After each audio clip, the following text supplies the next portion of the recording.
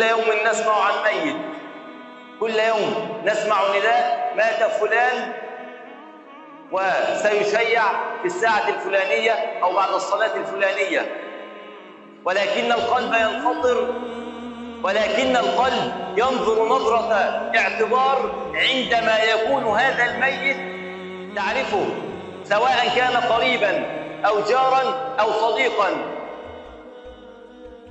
هذا الذي ذهب أو هؤلاء الذين ذهبوا يخبروننا هم ماتوا، ولكن كل منهم يقول لي ولك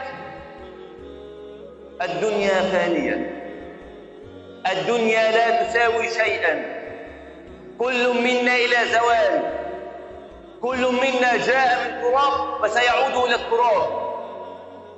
أحدهم كان شابا ومات، وأحدهم كان رجلا مسنا ومات، وطفل صغير يموت، وامرأة تموت، ورياضي ذو بنية عضلية يموت. كل هذا يلفت الأنظار إلى أن هذه الدنيا لا شيء. النبي صلى الله عليه وسلم نزل إلى أحد أسواق المدينة ومعه بعض أصحابه، فوجد جدي أسك ميت، جدي صغير أسك، يعني يا إما ودانه صغيرة خالص يا إما ما فيهوش ودان، ميت. فقال لأصحابه: أيحب أحدكم أن يكون له هذا بدرهم؟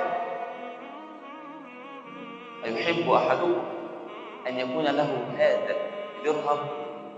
قالوا: لا يا رسول الله. صلوا على رسول الله.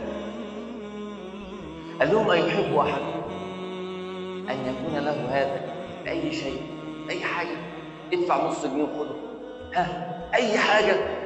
قالوا: لا يا رسول الله. فأعادها النبي ثلاث مرات، وفي الثلاثة قالوا: لا يا رسول الله. صلوا على رسول الله.